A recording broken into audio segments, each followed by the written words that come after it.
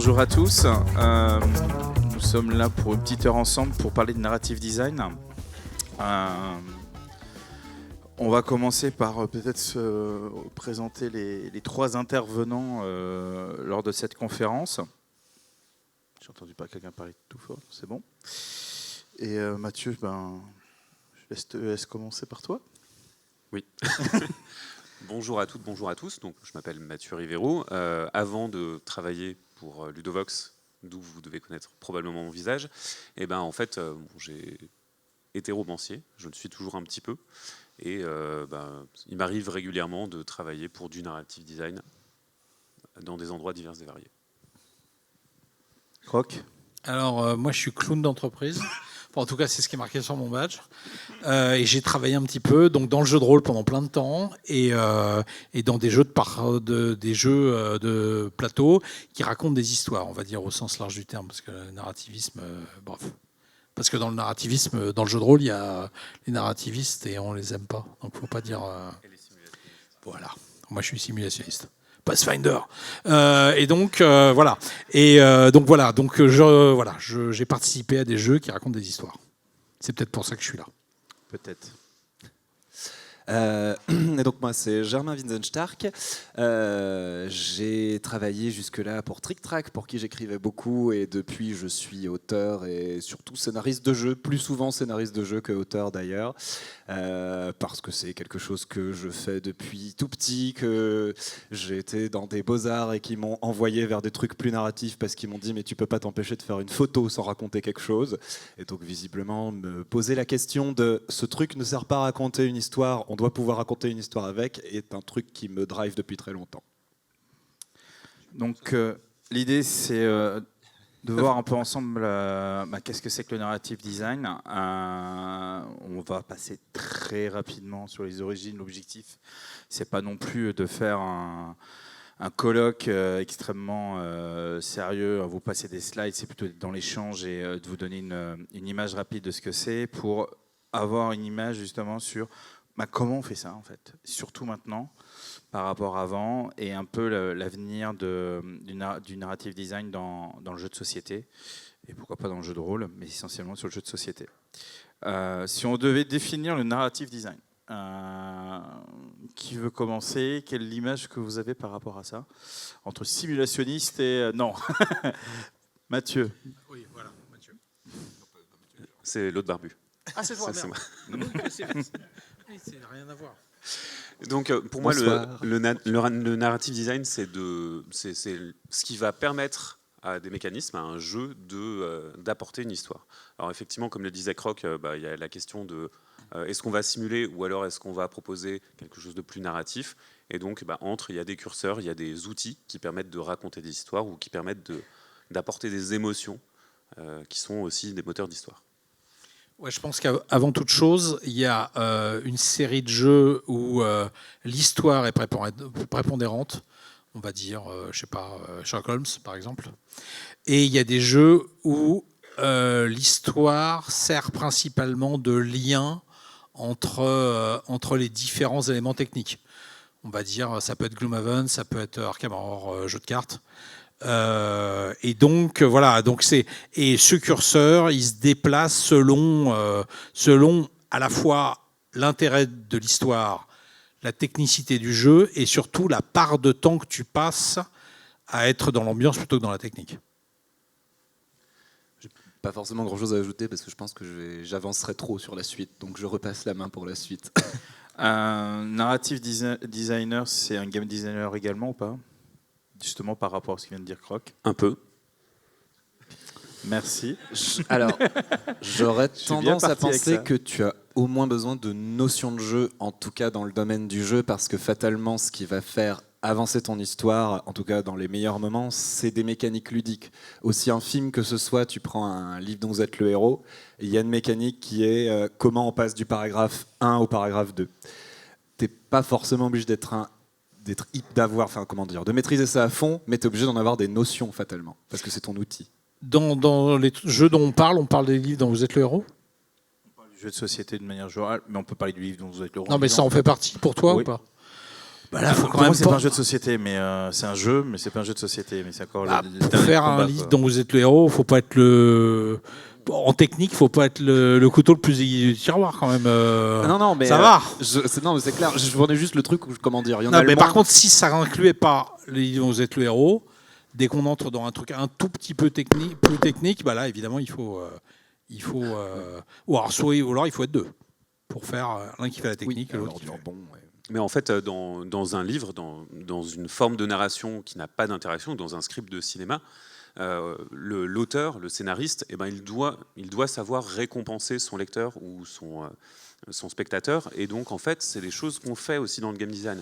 On apprend aux joueurs à entretenir une boucle de gameplay, à la jouer et à en être récompensé. Et si jamais il ne le fait pas, il échoue. Et donc, en fait, on doit apprendre ces mécanismes-là. Et ces mécanismes-là, ils ne sont pas forcément complètement performatifs. Il y a aussi des mécanismes d'histoire qui peuvent être mis en jeu. T'as rien qu'un élément qui est assez important quand tu prends de la dramaturgie vraiment à la base, la plus petite. Donc la dramaturgie, c'est comment on écrit des histoires, c'est un peu les règles d'écriture, même si c'est bien de les transgresser. Mais globalement, c'est quelqu'un fait quelque chose. Et là, pour le coup, dans le jeu, c'est assez évident, les joueurs font quelque chose. Donc tu as la transposition qui est assez facile et qui est à prendre en compte, sauf que là où dans la plupart des arts, tu vas montrer quelqu'un faire quelque chose, avec le jeu de société, c'est le joueur qui est impliqué. Et c'est comment lui, son faire quelque chose, ça dit un truc, et qu'est-ce qu'il fait. Et donc c'est là où effectivement, le game design est important, parce que ce qu'il fait, c'est jouer, prendre des cartes, jeter des dés, analyser une situation. Mais là, Je crois qu'un complément, t'as l'air Non. dubitatif. Non, j'étais en train de réfléchir s'il y avait des jeux où les joueurs étaient plutôt spectateurs. Dans Sherlock Holmes, tu es quand même un peu au-dessus de la mêlée, hein, donc Mais t'es pas réellement impliqué. Et d'ailleurs, t'as un quand petit même ton peu. choix de qu'est-ce que tu vas voir et faire. Et quoi. Oui, mais il va rien t'arriver à part l'échec tout à ou fait. la victoire. C'est aussi le cas dans Chronicles of Crime ou des trucs dans ce genre où, au pire, si le meurtrier s'en sort, bon, toi, ça change pas ta vie, quoi. Mais c'est vrai que les jeux d'enquête, en fait, ils te donnent l'illusion que l'histoire se passe avec toi, alors que pas du tout. L'histoire, Voilà. elle est déjà entièrement écrite et scriptée. Ce qui va ressortir de ton enquête en tant que joueur, c'est comment tu choisis de la dérouler. Alors que, en fait, tu peux très bien avoir des jeux qui te demandent de changer le cours de l'histoire. Par exemple, le dilemme du roi. Eh ben, tu vas changer le cours de l'histoire avec tes décisions. Donc, Tout à fait. alors justement, avant d'entrer un peu dans la technique, et parce que naturellement, on va y rentrer un peu rapidement, et parce que c'est un peu notre tasse de thé. Ça a commencé un peu comment. Je vais y arriver. Je suis désolé. Au bout de la fin de la journée, au bout de 3-4 confs, ça commence 15h30 la fin de la journée. au crash. On Ok, recommence. je veux bien les mêmes journées que toi. Origine un peu historique. Jeu de rôle. On a commencé comment on a intégré le narratif dans le jeu. le jeu de rôle, effectivement, qui provient du wargame, donc de jeux de rôle guerriers. Et donc après, on a eu aussi toute la vague de simulation de jeux de rôle, les jeux à la Baldur's Gate, par exemple, pour ceux et celles qui connaissent, avec des scénarios prépondérants sur lesquels les joueurs vont avoir une prise. Tu parles de jeux vidéo, là? De jeux vidéo. Mais après, sur le jeu de société... Le jeu de rôle, il était avant le jeu vidéo Oui. Ouais. Non. Mais ça s'est beaucoup développé à partir de ce moment-là, et je pense qu'il y a eu un verrou assez fort, un déclic assez fort pour le jeu de société, c'est Time Stories. Oui. Enfin, moi, je dirais aussi Tales of Arabian Nights. Il y a beaucoup plus longtemps que ça, mais après, oui, c'est Time Stories, évidemment. Et ça va jusqu'à où en fait? C'est-à-dire que là, on parle de Tales of Arabian Nights, on parlait de Sherlock Holmes, c'est Détective Conseil qui date aussi des années 90. Même, Sherlock Holmes, c'est même peut-être avant Tales Le of premier Arabian Spiel, 82 si je m'abuse. Ouais, non, mais même, je pense que c'est même Sherlock Holmes, il y a même une version qui n'est pas dans le classeur, là, qui est encore plus ancienne, il me semble. Là. Le classeur, justement, si on prend. T'as un ordi devant toi, tu peux regarder. Ouais, t'as un ordi devant toi, tu peux regarder sur le BGG. Même derrière toi, en fait. Et en fait, j'ai regardé, et effectivement, tu as encore un truc qui soit encore jeté, en fait. Tu vois, pour moi, il y a une version encore avant ça. Hein. Et tu as une version avec des trucs tout moches, tout marronasses. C'est ça. Qui est encore précédente de celle-ci. Celle-ci, c'est celle qu'on a connue. C'est ça. Oui. Enfin, pour ceux qui étaient nés à l'époque. J'ai fait mes devoirs depuis. On parlait de jeux de rôle, on a parlé de jeux vidéo, on parle toujours de quelque chose de très travaillé, mais on a parlé aussi à un moment donné un peu de risque legacy. On parlait de legacy. Est-ce que du legacy, ça rentre justement dans du narrative design? Oui. C'est des histoires racontées par les Américains, quoi. Né un 4 juillet, Independence Day, tout ça. Non, pas né un 4 juillet d'ailleurs. Independence Day d'ailleurs, ou des trucs un petit peu botos, hein, quand même. En dehors du risque, mais la partie legacy, c'est relativement simple. On n'est pas comme dans du jeu de rôle où. Oui, c'est ce que je dis. Là, c'est ce que je disais. C'est des morceaux d'histoire pour lier de la technique, mais c'est peut-être 10% du temps, même peut-être pas, un truc dans ce genre, quoi. Par contre, le jeu se modifie. Alors ça, est-ce qu'on estime que ça fait partie de la narration ? Je sais pas. Il y a un côté en tout cas de tu as une situation qui évolue et qui évolue en plus en fonction plus ou moins des choix des joueurs, donc des personnages. Enfin, tu as le côté de un choix que tu as fait à un moment a une conséquence sur la suite et donc ça se traduit par des mécaniques. Ça se traduit par assez peu de moments où très clairement on va te dire vous vivez une histoire, voilà ce qui se passe. Néanmoins, le fait de faire des actions, d'avoir des objectifs, c'est aussi un moteur de narration. Mais alors pour le coup, est-ce que c'est de la narration ? Oui, moi, je pense que c'est de la narration au final parce que les mécanismes, ils sont suffisamment thématisés pour faire sens dans un ensemble sémantique qui correspond à une histoire. Chaque scénario, chaque partie, par exemple, de Pandémie Legacy, c'est une histoire en soi et il y a un bout de scénarisation. Et au milieu, tu vas avoir des événements qui sont déclenchés par les joueurs. Ouais, mais à ce moment-là, est-ce qu'un jeu de deck building, c'est un jeu de narration ? C'est-à-dire que ton deck, c'est pas le même du début jusqu'à la fin.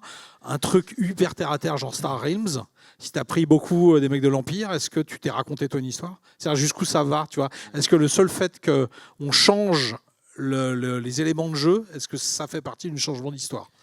Le truc que je dirais qui a un vrai impact, en fait, c'est la démarche avec laquelle tu le fais. C'est-à-dire qu'effectivement, là où un jeu, en fait, encore une fois, se prête bien à raconter une histoire, c'est que tu as un début avec une situation de départ, des péripéties qui t'amènent à une fin et un objectif. Ça, c'est vraiment pareil, c'est de la construction de personnage. Un personnage, il a des trucs à faire pour aller quelque part.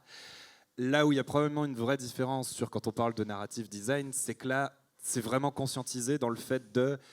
je le fais pas pour raconter l'histoire de l'évolution d'un truc que même sans s'en rendre compte, c'est vraiment non, je veux vraiment des péripéties, je sais que je veux provoquer des trucs. Comment dire, la notion de narration que tu veux insuffler dedans est plus forte et elle est plus pensée vraiment comme une narration que juste comme l'évolution d'un processus entre guillemets. Alors on est d'accord que dans Risk Legacy, c'est pas foufou. Non, c'est pas foufou. Voilà. Alors faut pas spoiler, on spoil pas. Hein, mais même Pandémie, c'est plus un balbutiement, c'est une espèce de prise en main ou d'enrobage, mais effectivement, c'est pas. Mais c'est un enrobage qui se développe aussi, oui, et c'était des tâtonnements. Après, il y a des choses beaucoup plus thématiques qui vont se faire. Par exemple, je pense à Betrayal Legacy, où le dilemme du roi, où vraiment l'histoire commence à primer plus sur le côté mécanique. C'est l'histoire qui fait le Legacy complètement. Ouais. Mais alors refaire un petit peu d'historique façon de parler, d'origine assez naturelle, on parle beaucoup de jeux de rôle, Donjons et Dragons ou Pathfinder ou ce qu'on souhaite un petit peu qui est qui est à la base d'un peu tout ça. On a un gros mouvement depuis, on va dire, 10-15 ans dans le jeu de société. Et autant on a une liberté, j'aurais tendance à dire, dans le jeu de rôle. Et là, je regarde fortement Croc qui a, on va dire, un peu plus d'historique que nous sur le sujet. Comment ça peut s'intégrer avec les contraintes du jeu de société à l'heure actuelle ? Pourquoi tout ce mouvement, en fait ? Comment tu le fais ça ? Comment tu intègres de l'histoire ? En fait, à la base aussi, c'est que le jeu de rôle, c'était non seulement un loisir de niche, mais ça a été longtemps diabolisé, en partie par les médias et puis par certains courants bizarres américains. Et à partir du moment où on a estimé que le jeu de rôle, c'était quelque chose de très créatif et de très riche, on s'est confronté quand même au problème du fait que ça demandait beaucoup de travail, il fallait un maître de jeu, il fallait des trucs.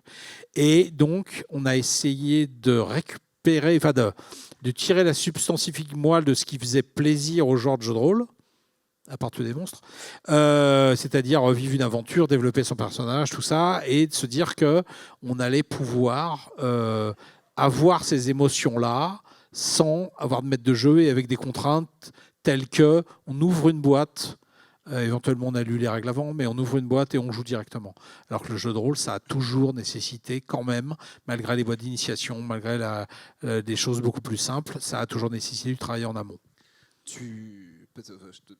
tu ouvres aussi une porte qui était déjà un peu là avec le jeu de rôle quand tu as des scénarios vraiment écrits à l'avance par certaines personnes. Mais le jeu de rôle a aussi une essence d'improvisation quelque part, de plutôt écrire un univers et de laisser des clés aux gens à pas vraiment faire ce qu'ils veulent, mais à s'amuser dedans.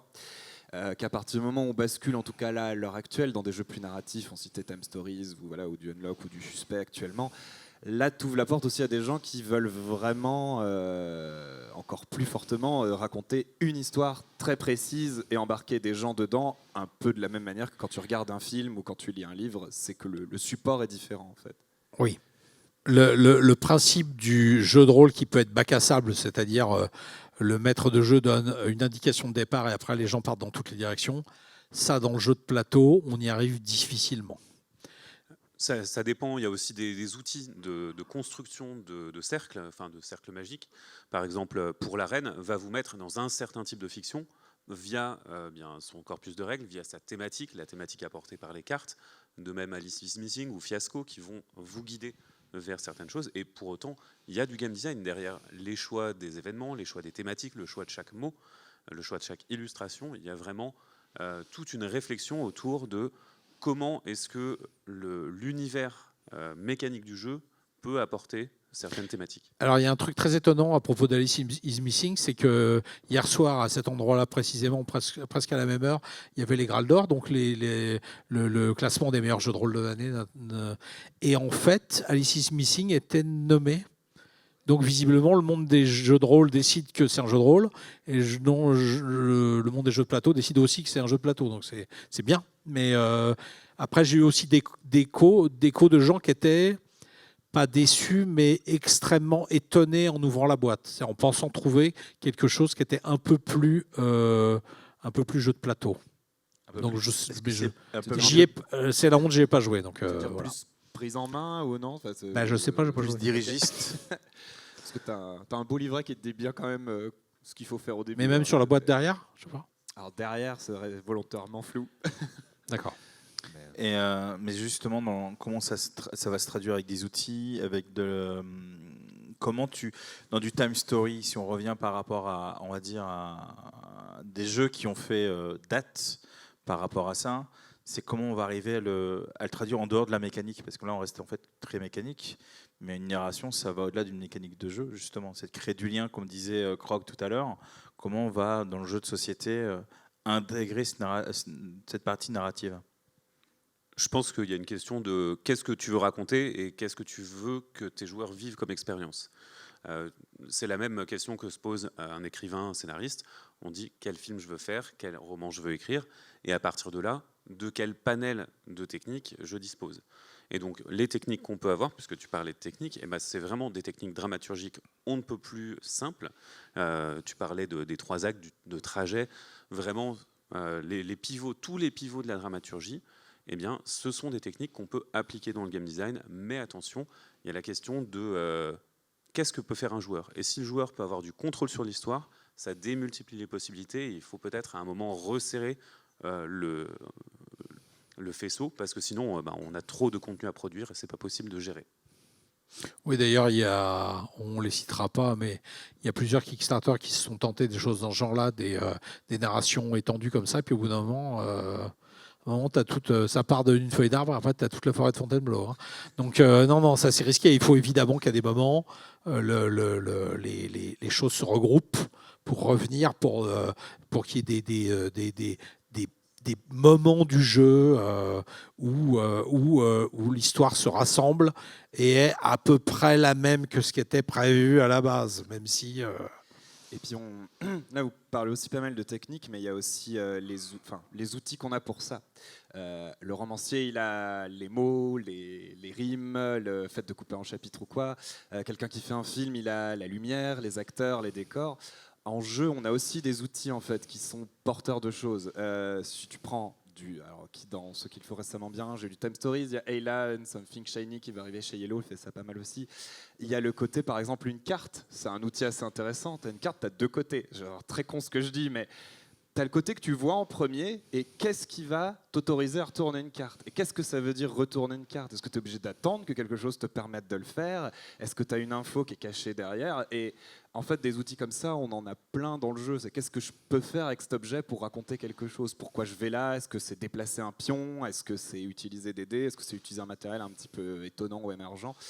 Y a vraiment cette idée aussi de... on n'a pas les mêmes outils que quelqu'un qui va faire la même chose en vidéo, en roman ou en théâtre, mais on a aussi nos outils à nous qui nous permettent de créer du dévoilement, de la surprise, de la dramaturgie, de l'évolution au sein d'un récit. Par exemple, pour ceux qui ont joué à des jeux Legacy, rappelez-vous la première carte que vous avez déchirée. C'est bien. Vraiment, c'est un outil très fort. On vous dit plus jamais vous ne reverrez cette carte. Et il y a des joueurs, moi y compris, et mon groupe de joueurs y compris, on ne voulait pas déchirer une carte. Quand c'est la 100e, au bout d'un moment, c'est pas grave. Moi, comme je les paye moins cher que les autres, ça me dérange pas de les jeter, mais je sais qu'il y a eu des gros, 15B. je sais qu'il y a eu des gros problèmes pour Risk Legacy en France, où les gens, en effet, ils avaient des problèmes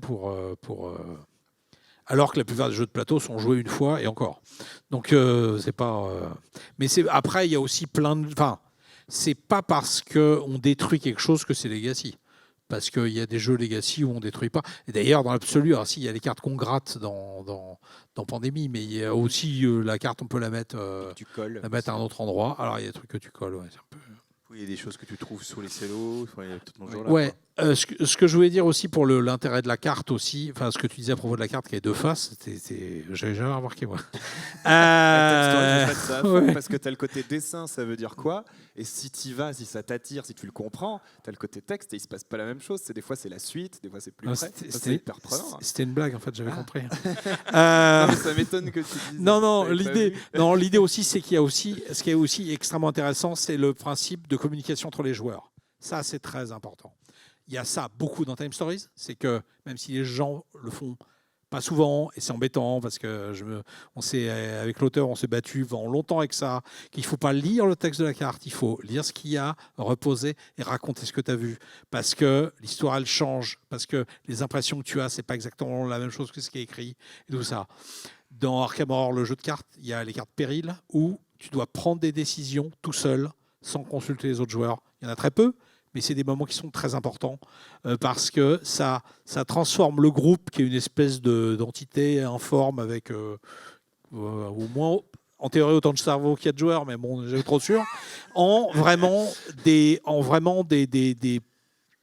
personnalités, des choses, des gens, et c'est t'aurais pas dû faire ça, et ça crée du lien, et ça crée une histoire, même au-delà de l'histoire. Mais ça, c'est dans l'optique où les joueurs travaillent ensemble au même objectif, où ils sont une entité, comme tu le disais. À Pandémique, on est une équipe mondiale. À Time Stories, on est mondial. Dans Time Stories, on est un groupe de voyageurs dans le temps. Mais il y a d'autres jeux narratifs qui sont compétitifs aussi. Ah, c'est pas très intéressant ce qu'on raconte. Les gens, ils sont bons. Ouais, il y en a déjà qui s'est barré tout à l'heure, j'ai vu. Alors, oui, mais alors, là, c'est pas une blague du tout. Il y en a beaucoup de jeux narratifs qui sont pas coop. Alors, il y a Sifo. Ouais, d'accord. Non, mais ceux auxquels les gens ont joué, je veux dire. Non, il y a Risk Legacy, oui. Mais sinon, il y en a quand même pas tellement. C'est plus difficile. Watson et Holmes. Oui, t'as raison. D'ailleurs, c'est toi qui l'as fait l'époque. Enfin, c'est moi, ouais. Enfin, bon. Alors si le mec a acheté la seule boîte qu'on a vendue dans la salle, on le remercie. Mais non. Mais c'est par le Batman et le Conan de Fred Horry aussi, parce que c'est pas du compétitif, ça raconte pas d'histoire, ça. Alors, non. Il y a des campagnes qui se suivent. Mais là, avec des impacts de ce que tu fais. Ouais. Bon. Pas que ça, je suis d'accord. Il n'y en a pas beaucoup. Et il y a un truc aussi, on parlait des cartes, mais tu as tout l'aspect scénographie aussi. Est-ce que tu as des éléments en 3D ou pas? Comment ils sont disposés? Ce côté de t'interagir avec un univers. C'est souvent décrié, et à raison, le kilo plastique, mais tu as un jeu où, même s'il sert qu'une seule fois, tu poses une figurine qui fait 20 fois ton personnage. Bon, il y a des gens que ça touche pas, et je comprends que ça énerve de se dire autant de plastique pour un truc que je mets 5 minutes sur la table. N'empêche que l'idée, en tout cas en partie de base de ce truc-là, c'est que ça te fait un effet. Tu as quand même un truc où tu te dis, j'ai une échelle, alors c'est presque mettre des règles sur jouer aux petits soldats ou quoi, mais tu as quand même cet effet de, waouh, c'est vraiment énorme, parce que mon bonhomme, il est vraiment devant un truc énorme. J'ai vu ça récemment sur le KS Oathsworn, où les monstres sont planqués dans des petites boîtes, là. Et c'est, oui, c'est impressionnant et c'est pas mal. Sauf pour le con qui les peint, il est obligé d'ouvrir toutes les boîtes, les remettre dedans.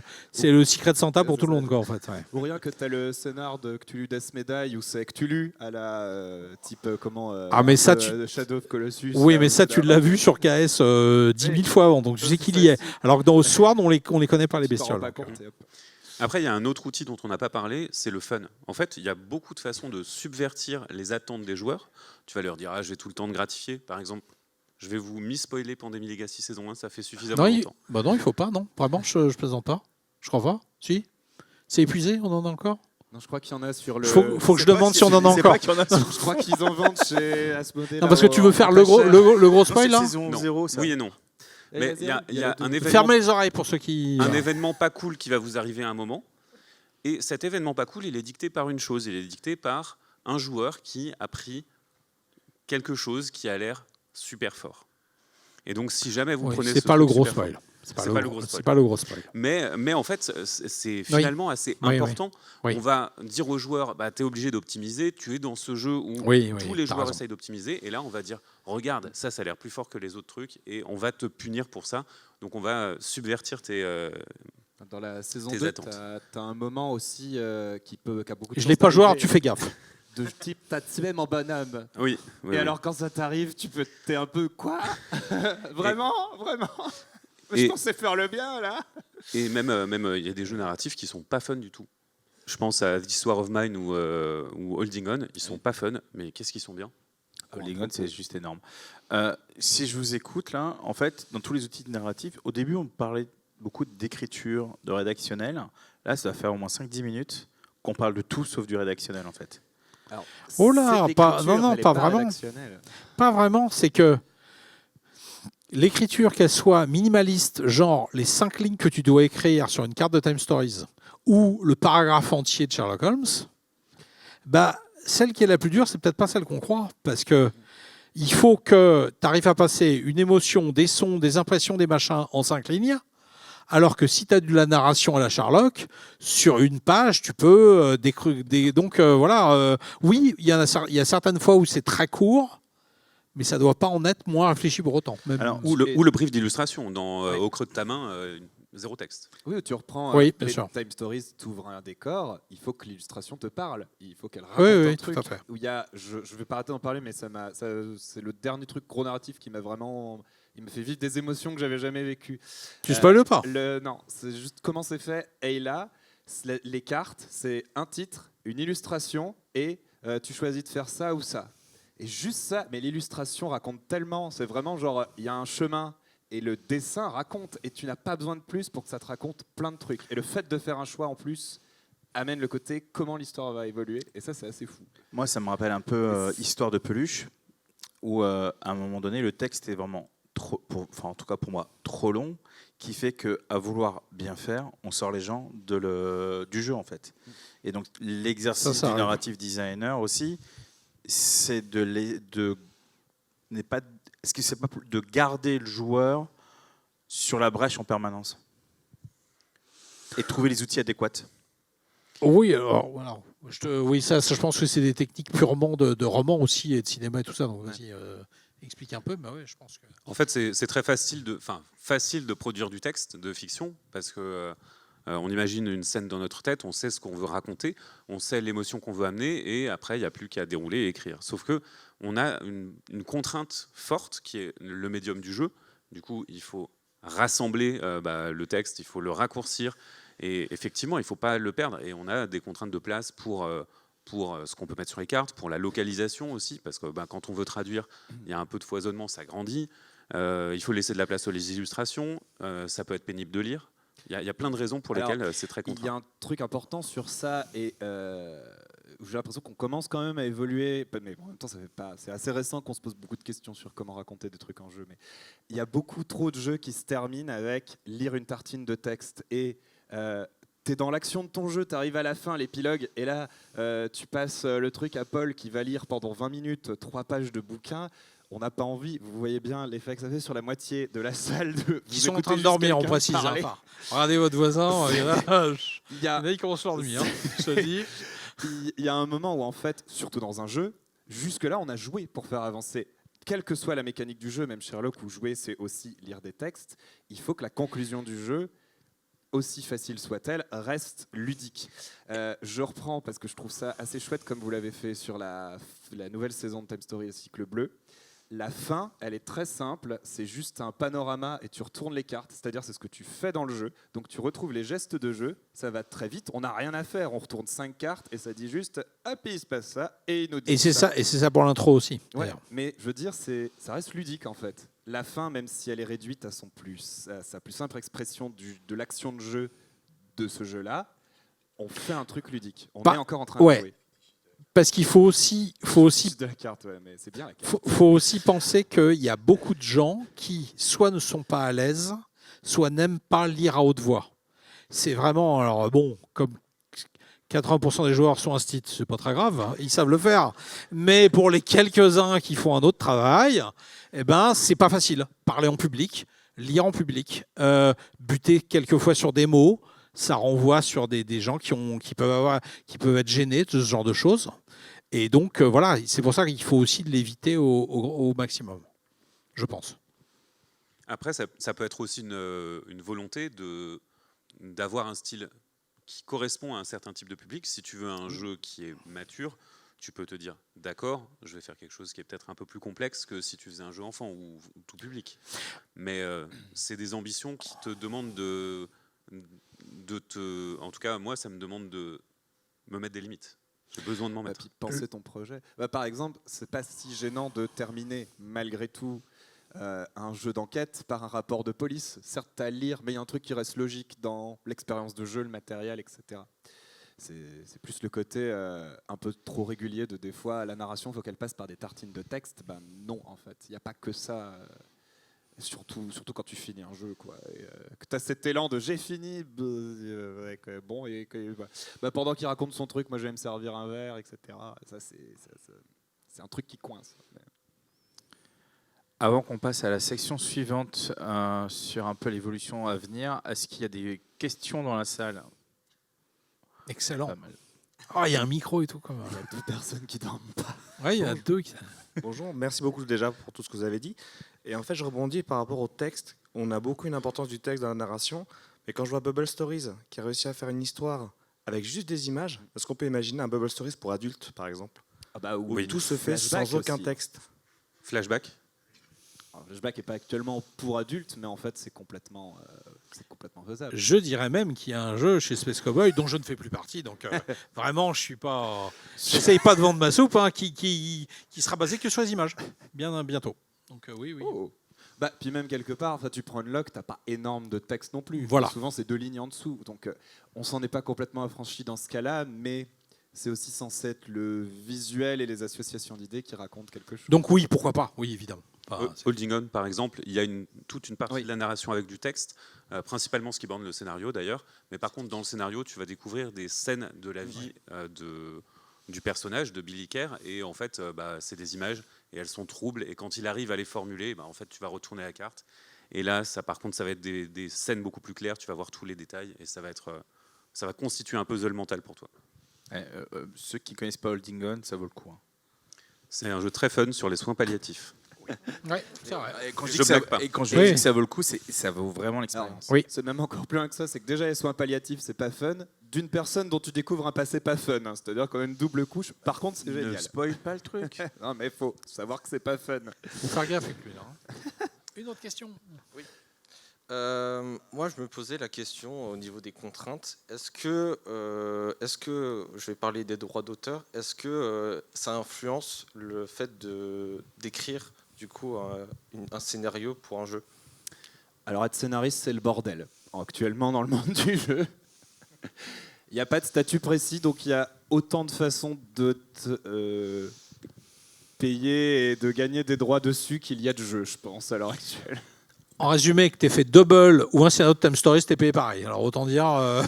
Alors, Time Stories, t'es payé comme auteur. T'as des jeux où Je ne t'es sais pas. payé comme scénariste. Et là, il y a tout et rien. Hein. T'as pas de droit, mais t'es bien payé malgré que t'as pas de droit. T'es youillé comme un vrai scénariste, d'ailleurs, dans la vraie vie, c'est-à-dire mal. Ça arrive aussi. Bah, en tout cas, il faut savoir que quand tu fais un jeu, tu es payé selon ce que le jeu rapporte. Donc, quelle que soit la somme de travail que tu aies faite. Et c'est pour ça que je lutte pour que les jeux soient les plus chers possibles. Non, mais... Sans plaisanter. Là, on sort du narrative design, mais un jeu à 10 €, c'est pas bien. C'est pas bien parce que... Alors, il y a l'éditeur, le méchant éditeur, tout ça, Asmodée, Satan, tout ça, on sait. Bon, bref. Mais pour l'auteur derrière, un jeu à 10 balles, sauf si tu en vends 10 fois plus que celui qui est à 100, quoi. Voilà, il y a un moment, il y a une somme minimum où il faut respecter le travail de l'auteur. J'aurais tendance à dire sur un jeu à 10 balles, si je fais un calcul rapide comme ça sur un taux moyen, on va être entre 20 et 30 centimes de droits d'auteur sur un jeu à 10 €.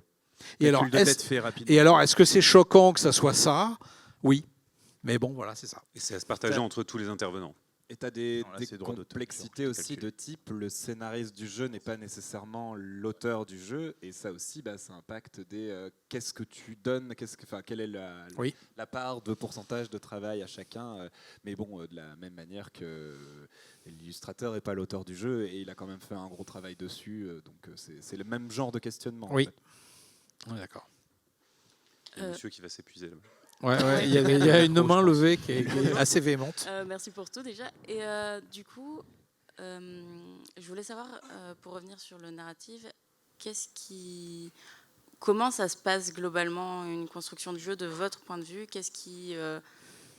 À quel moment vous intervenez ? Quel temps de travail ? Est-ce que vous êtes mêlé directement au game design ou vous faites votre vie de votre côté ? Voilà. Ouais, mais Il y a des projets. Ouais, ça dépend tellement. C'est pas. Surtout que, en tout cas moi, j'ai dirigé. Alors j'ai écrit des jeux de rôle, mais j'ai dirigé des projets narratifs, mais j'ai pas écrit moi-même. Donc, par exemple, je donne des exemples de trucs sur lesquels je travaillais pour être clair. Sur BOI, donc le Sherlock Holmes dans l'ambiance de Lovecraft. Là, il y a pratiquement que de la narration. Il y a quand même un peu de technique, mais l'auteur a livré, on va dire, l'objet clé en main. Donc là, voilà, il n'y a pas de. Et pour un projet plus compliqué comme Time Stories, là, il y a des scénaristes qui interviennent, il y a de la technique, on revient sur la technique, on repasse. Mais en tout cas, il n'y en a pas quelqu'un qui arrive et après, c'est la suite. Hein. C'est soit il y a quelqu'un qui livre un produit complet, soit c'est des allers-retours entre la technique et le narratif. Parce que j'avais pensé sur les deux trucs dont je cite là, après il y a peut-être eu d'autres cas. En fait, je suis en train de me dire, même sur un jeu assez simple sur lequel j'avais fait du scénario, qui est un jeu, Ghost Adventure, qui est un jeu avec une toupie, et l'idée c'était de relier les niveaux par une histoire au lieu d'avoir juste slide 1, slide 2, etc. La mécanique était déjà là, parce que Vlad m'a demandé, c'est de faire un scénar, mais en fait le scénar, tu te rends vite compte qu'il impacte une montée de difficulté, donc tu reviens sur la mécanique pour dire ça apparaît maintenant, ça apparaît plus tard, du coup ça réimpacte le scénario derrière, et donc effectivement aussi décaler la narration soit-elle de la mécanique de jeu, il y a forcément un moment où l'un impactant l'autre, parce qu'on a besoin de l'un pour faire avancer l'autre, tu vas avoir cet effet de va-et-vient. Il y a aussi des moments où on vous demande d'intervenir a posteriori sur certains titres, ça peut arriver, et donc de vérifier certaines choses. Typiquement sur un jeu d'enquête, est-ce que tout marche bien, est-ce que on a bien cerné les enjeux, et là en fait on va tout simplement travailler sur la matière qui existe déjà, prodiguer des conseils aussi, et après échanger avec le chef de projet, avec l'auteur, le game designer, et donc travailler en bonne intelligence aussi avec les illustrateurs. Mais il y a des gens chez qui on va, par exemple Carte Aventura, commandite des scénarios, c'est pas Thomas Dupont qui est l'auteur de la mécanique qui écrit les scénarios, c'est des scénaristes. Ils travaillent en tandem avec Thomas qui leur prodigue des conseils de game design pour qu'ils rédigent leurs scénarios, mais en tout cas c'est les narrative designers, les scénaristes qui vont entièrement créer l'architecture du scénario et écrire les textes. D'autres questions? Yes. Bonjour. Je voulais revenir sur la partie épilogue que vous avez évoquée tout à l'heure. C'est un peu mon obsession en plus en ce moment. Comment? C'est un peu mon obsession en ce moment. Il faut que j'essaie de me renouveler. Non, pas de problème. Non, ce que je voulais savoir, c'est comment on peut proposer un épilogue à des joueurs, par exemple dans du jeu de rôle, autre qu'en lisant du texte. J'ai du mal à...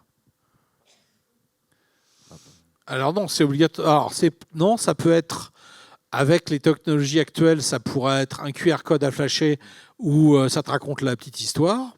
Ça pourrait être un texte mais très court. Et pourquoi pas juste une image. Alors ça dépend de la situation, hein, mais pourquoi pas. Bah, puis ça, je dirais, dépend aussi de ce que tu as fait dans le reste du jeu en fait.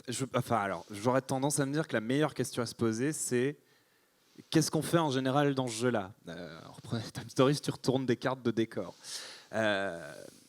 Il y a et là, tu arrives à des petites conclusions qui sont quand tu termines ton truc, ton objectif de fin de chapitre, il y a une mini BD. Bon, là, en l'occurrence, donc du coup, c'est une bande dessinée. Il y a vraiment se dire, en fait, quelle est la logique que j'ai instaurée jusque-là? Quel est le truc que j'ai fait jusque-là? Quel est l'objet que j'ai envie qu'on prenne? Parce que ça fait sens par rapport à ce qu'on a fait. Et finir sur une image marche. J'ai un truc dont je me souviens. Alors, il y a un jeu, je ne sais plus comment il s'appelle, un jeu de voyage dans le temps où tu combats des dinosaures et des trucs machin. Et tu as un score, c'est un jeu coop, et il y a un score à la fin. Et à la fin, selon ton score, tu as ce que tu as changé dans le monde, tu vois. Et moi, j'étais arrivé que c'était un univers comme maintenant, mais le saxophone n'avait jamais été inventé. Et ça, je trouve ça extrêmement bien. C'est Bion, c'est un nom avec 20 000 ans avant notre ère, un truc comme ça. C'est qu'en anglais, je sais plus. Et c'est assez rigolo. C'est sorti quand on a hésité à le faire il y a 3-4 ans, donc on n'a pas hésité longtemps parce que. Bon, j'aime pas le saxophone, donc ça allait, mais voilà. Et donc tu te dis, voilà, je me suis battu contre des dinosaures pendant 2 heures, et à la fin, bon. Alors, je crois que c'est sur Unlock Kids où il y a un peu cet effet-là, et c'est un peu ce que tu as aussi sur, et je retrouve pas le nom, ce jeu coop à la préhistoire qui est super dur là. Paléo. Où tu as le côté de ce que tu crées à la fin, c'est la fresque. Et là, pareil, c'est purement visuel. En même temps, ça raconte ton histoire et c'est logique dans le scénario de ce que tu as fait. Ouais. Après, effectivement, la question de l'épilogue, c'est aussi la question de tout l'enjeu du jeu. Qu'est-ce que tu as proposé aux joueurs et est-ce que ça fait sens pour eux? Tu peux avoir du texte qui va juste dire bravo, vous avez gagné. C'est pas très intéressant. Il faut leur proposer quelque chose qui remette les actions des joueurs en perspective de façon un peu plus fine que bravo, vous avez gagné.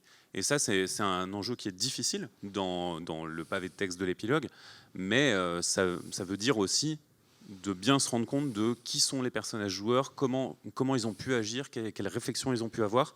Donc c'est important d'avoir une vision d'ensemble et de leur laisser... J'ai vu quelques jeux aussi dont je ne dirais pas les noms pour ne pas faire de spoil, mais je vois de plus en plus aussi des jeux narratifs où quand tu arrives à la fin de l'histoire, maintenant ils proposent un New Game Plus. Donc là, tu as un peu un côté... plus jeu vidéo, en tout cas prix du jeu vidéo.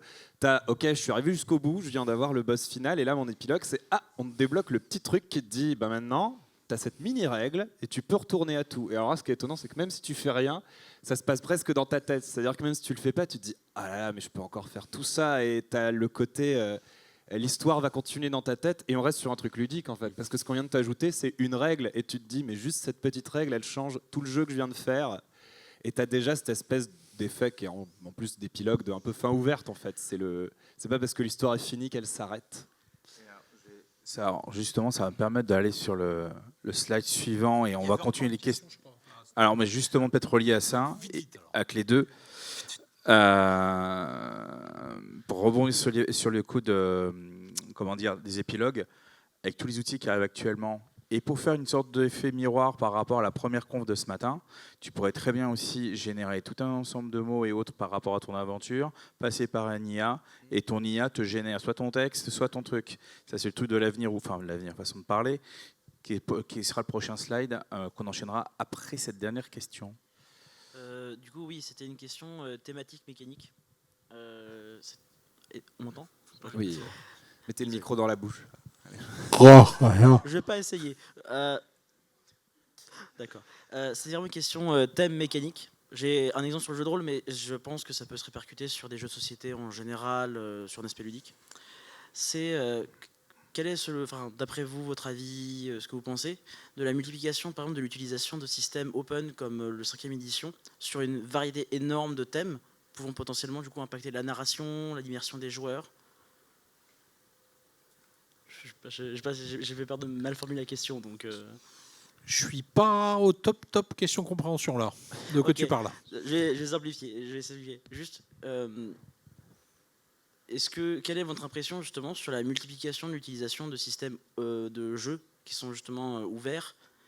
L'OSR de exemple. Donjon Dragon. Par exemple, justement, c'est qu'à la base, Donjon Dragon pris pour de la fantasy. Là où Hasbro essaie de nous la mettre profond là. Je pense que le mauvais move, alors pour ceux qui savent pas, bon, on va résumer le truc. Donjon Dragon, ils ont dit on est hyper sympa, votre système de jeu, notre système de jeu, tout le monde peut le prendre, on est une grande famille, le jeu de rôle, on est comme ça, et c'est super. Et donc ça a duré pendant plein d'années, vraiment plein d'années. Et puis là, en début d'année, là, il y a un document qui est sorti. Alors, est-ce que c'est un leak réel? Est-ce que c'était un truc pour tester le public? Ils n'ont pas été déçus. Ou alors, est-ce que, voilà, qui disait, bon, maintenant, tout ce que vous avez fait depuis le début, maintenant, ça sera payant. À partir du moment où vous êtes un petit peu gros éditeur. Et donc, voilà, maintenant, il va falloir passer à la caisse. Et puis, pour les gens qui avaient des gammes de jeux qui utilisaient ce système-là, c'était un vrai problème. Ils ont fait machine arrière, ils se sont excusés, le stagiaire a été viré, tout ça. Donc, on ne saura pas. Mais sauf que maintenant, le mal est fait. C'est que maintenant, on sait qu'à tout moment, Hasbro peut dire « Stop, maintenant, c'est payant ». Donc, je pense qu'on va de plus en plus voir des gens qui vont essayer de s'écarter de ce genre de choses. Parce qu'à moins qu'il y ait un contrat blindé de la mort, de dire non, c'est vraiment, vraiment gratuit pour 200 ans, pas pour 5 ans, quoi. Et donc, c'est compliqué, quoi. La philanthropie et le commerce, je suis pas sûr que... Alors, j'allais faire le vieux con à ta place, je redis à peu près la même chose. Mais je pense que, en fait, un système de jeu, il apporte ses contraintes et il va forcer certaines narrations. Alors pour le jeu de rôle, c'est un petit peu différent, même si ça peut s'apparenter. Par exemple, les jeux de rôle narrativistes, ils sont très très ouverts et très dilués en termes de système, mais tout ce qui est un peu plus simulationniste va te guider vers un certain type de fiction, va te guider vers un certain type de résolution et donc de rythme de jeu, par exemple. Mais en tout cas, pour le jeu de société, tu as intérêt à changer de système parce que ça va te permettre de changer d'histoire, de changer de type d'histoire. Voilà. Sur justement un petit peu j'essaie juste de... Je suis désolé de garder l'heure, on a encore 5-10 minutes. Et ça passe très très vite. C'est ce que je disais. Et il y en a qui dormaient bien, salaud.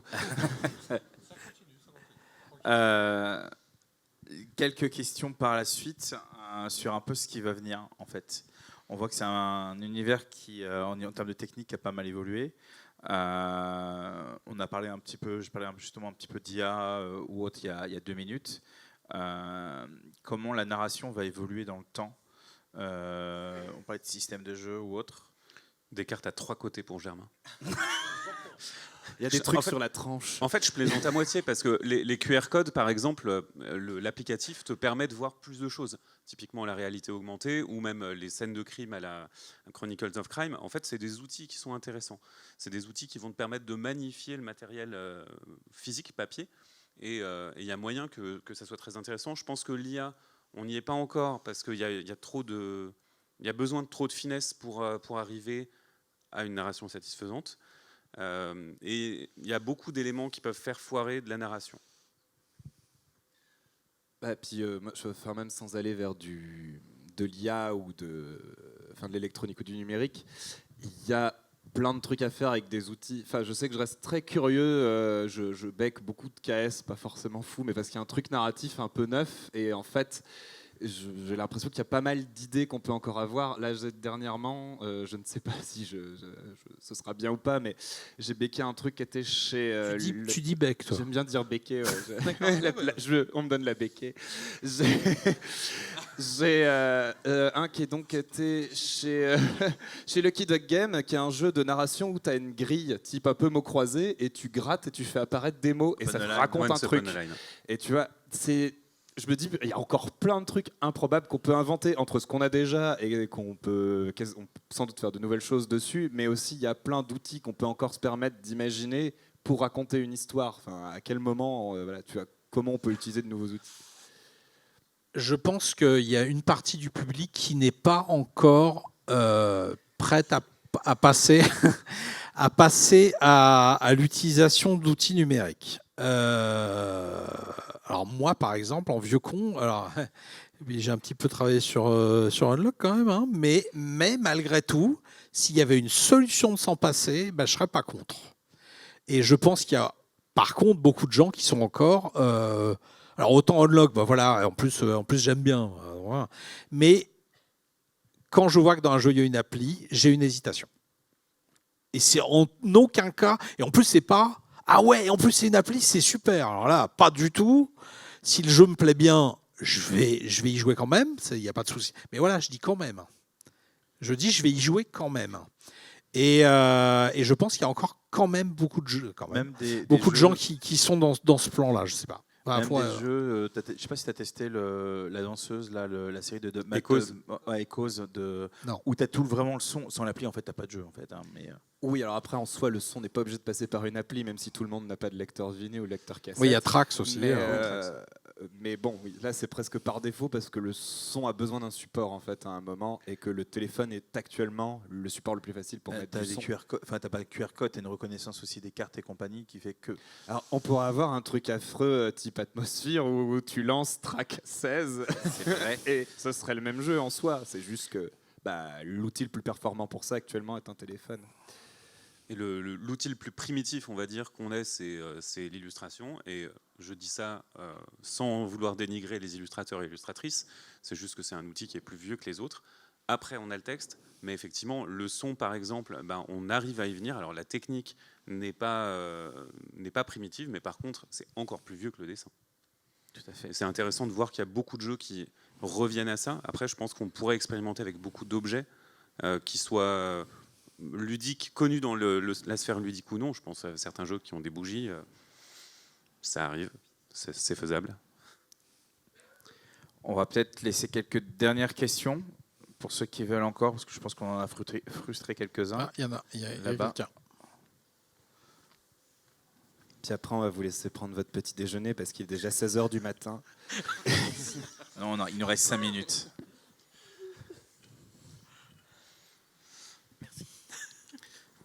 Allô ? Oui.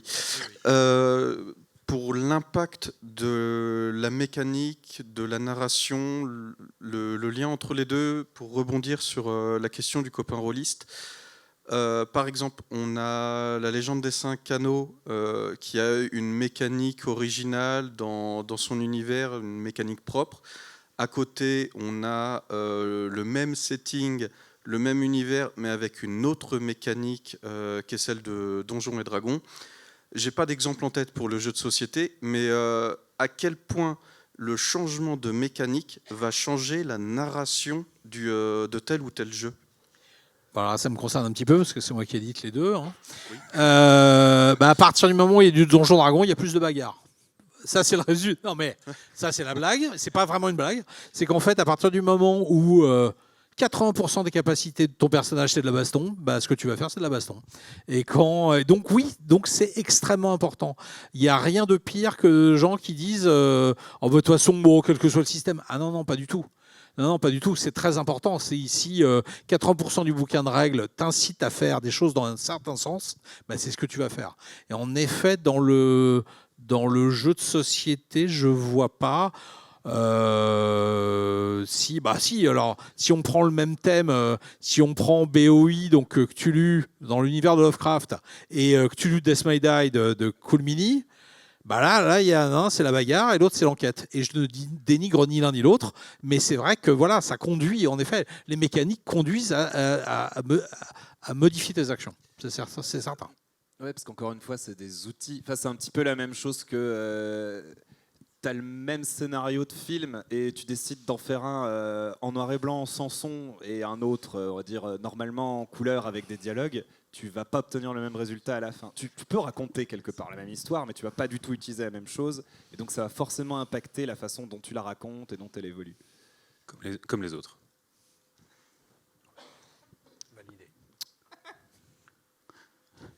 Bonjour, je suis tombé pendant le festival sur Fog of Love.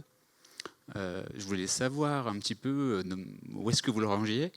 Il m'a semblé assez intéressant dans la combinaison entre quelque chose de très... une expérience assez novatrice qui amène deux personnes vraiment à partager une expérience singulière sur le couple. Ça a l'air très bien écrit, alors je ne l'ai pas testé à fond pour le moment. J'ai trouvé assez bien écrit, de la mécanique quand même. Voilà, je ne sais pas trop où est-ce que vous le rangiez. Voilà. Pour moi, c'est un support de jeu de rôle comme peut l'être This Is Missing, on en a reparlé. Effectivement, c'est un jeu dans lequel vous allez avoir deux joueurs qui vont peut-être pas s'affronter, on ne sait pas, mais qui sont les deux parties d'un couple et effectivement qui vont vivre des aventures de couple. Au début, c'est très mignon et puis après, ça peut devenir beaucoup plus compliqué. Je trouve que c'est un jeu dans lequel on va avoir une partie mécanique très forte, mais qui va être suffisamment évocatrice. C'est vraiment de l'évocation. Et cette évocation, comme elle se combine avec toutes les micro-évocations qu'on va avoir, par exemple, ah tiens, cette situation où on s'offre des fleurs et finalement, la personne à qui on offre les fleurs, elle dit la dernière personne qui m'a offert ça, elle m'a trompé. On peut avoir ce genre de réaction de ah, ça me rappelle des choses, ça réveille des situations, des bonnes, des mauvaises. Ça crée quelque chose de réel chez nous. En fait, ça crée une atmosphère de fiction qui est concrète, qu'on a vécue et qui fait appel à notre ressenti. C'est ça qui est beau dans ce jeu, c'est que ça nous permet de faire du jeu de rôle, mais en nous impliquant directement de façon intime. Je te compléterai aussi, pour reprendre les mots de l'auteur, mais pour reprendre aussi la sensation que j'ai eue dans les quelques parties que j'avais faites à l'époque où il était sorti. Lui, il voulait faire un jeu de gestion de ressources et il voulait jouer avec sa femme qui aime les histoires de comédie romantique. Et donc il s'est dit, je vais fusionner ça, la ressource, c'est l'émotion. Et donc effectivement, la narration, c'est porté par l'émotion. Et si tu as envie d'être beaucoup plus porté par le récit, il t'y amène. Et d'un autre côté, si tu es plus gestionnaire, le jeu a vraiment cette dimension qu'en fait, la scène est une situation à gestion de ressources, mais la ressource, c'est l'émotion, et il faut gérer les différentes émotions sur cette espèce de gros tableau de gestion, malgré tout, au centre. Donc il a ce côté jeu, gestion de ressources, de narration, et il est vraiment entre les deux, ou en tout cas, il tente, et pour peu qu'on y soit réceptif, il fait une bonne synthèse des deux, ou un bon mélange des deux en tout cas. C'est déroutant quand même. Et moi, malheureusement, ma femme ne joue qu'à Terraforming Mars, donc je ne connais pas Fog of Love. Je m'estime chanceux en fait. Mais... faut que tu lui dises que tu aimes bien les comédies romantiques, Croc. Croc Actuali. Voilà. Il y avait une question ? Oui. Je sais que du coup, vous avez beaucoup parlé des épilogues, mais en fait, on a des épilogues même dans des jeux qui sont pas très narratifs. Par exemple, on peut prendre les épilogues de Profiler ou de Hanabi. Et de mémoire, du coup, ça en fait pas des. Enfin, je sais pas si vous trouvez que ça en fait des jeux narratifs pour autant.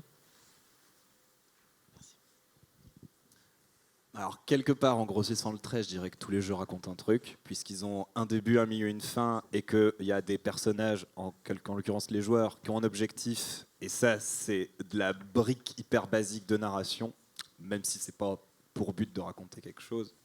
Alors, effectivement, quand tu as des jeux où le but, c'est de compter les points à la fin, tu as cette espèce de redescente de tout ce qu'on a fait pour monter jusqu'au climax, et ben maintenant, la petite fin où ça redescend. Après, dans un jeu purement narratif, c'est pas le plus intéressant, et je renvoie au dilemme du roi. Oui, non, enfin bon, les jeux à points, même si à un moment il y a des gradations à la fin, non, c'est pas narratif.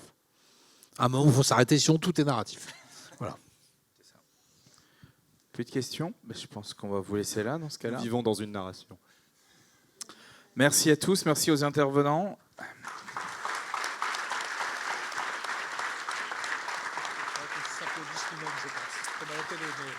Et bonne fin de salon à tous.